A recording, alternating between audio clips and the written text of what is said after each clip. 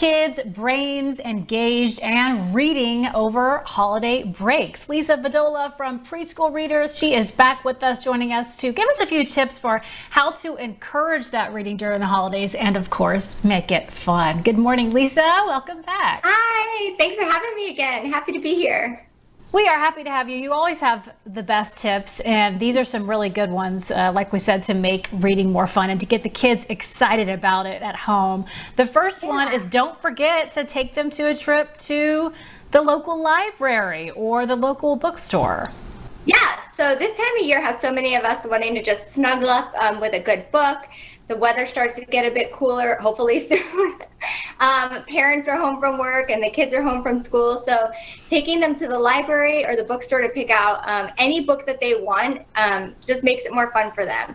I tell parents, don't stress about a reading level. Don't stress about making them pick out a chapter book, anything that interests them. So it could be a comic book if they want, or a magazine, or even just a book about jokes or dinosaurs. I'm a big fan of thematic books. So books about Thanksgiving, I don't know if you could see these, books about Christmas. Yeah. Every year I take my niece or nephew to the bookstore, and getting like the drive to the bookstore is where I get them excited. Like, oh, what are you going to pick out? You know, a Thanksgiving book or a Christmas book. And they get so excited, and then we get there and then they pick one out, and then they can't wait to go home and read it to mom and dad or their siblings. So really prepping them on the drive to the library or the bookstore and getting them excited is key too. And then also don't forget that you can buy books. Hyping them up is good. Yeah, and don't forget to put books in stockings for the holidays or as gifts. You know, kids, any kind of gift, they're going to love it. That's another good point. All right, your second tip is to use technology. What type of technology are you talking about? Yes, so there's audiobooks that you can get from the library or download online. My nephew is obsessed with Storytime Online, so he'll come sit on my lap and we'll put it online and he'll watch it. I know that you have a son, so he might be interested in this too, probably around the same age. And he'll ask me to play it again and again. He loves it. They show the words on the screen and then they have fun pictures. So it's kind of like a cartoon, but they have the words on the screen.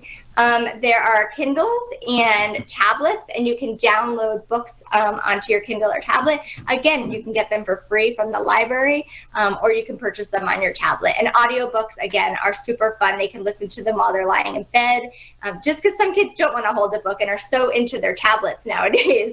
So you can just get the books on there. Yeah, get them doing something to where they're actually enhancing their brain on those tablets. That's a great idea. Yeah. And then lastly, this is probably my favorite because I saw my mom kind of do this when she was visiting us a few months back, and it got my son so excited and into it. And it's creating a reading nook. She did it with blankets and kind of made a fort, but there's so many different ways to do this. Yeah, so reading nook is so much fun. So first you want to choose your spot. So you can do it in a corner, in a closet, under a windowsill. You can do like a pop-up tent for the kids and put it in there.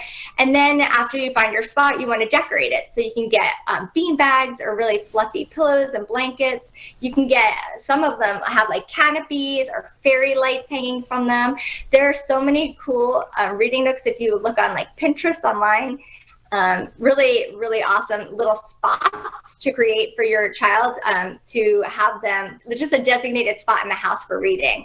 And then you also want to display your book. So make them within reach. So maybe they're in a little basket next to the reading nook or in a bin, or if it's in a shelf, you want to make sure it's a lower shelf so that they can reach to get it. But the reading nooks just create that cozy spot for reading.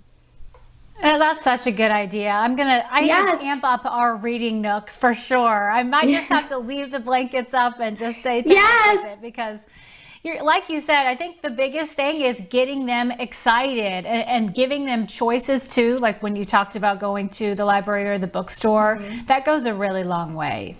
It does, yes. And if you're reading, if the parents are reading and the kids are seeing that, it makes them want to read too. So.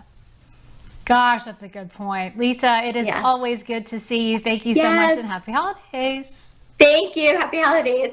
You can get a lot more reading tips for your kids from Preschool Readers by just going to their website. It's preschoolreaders.com.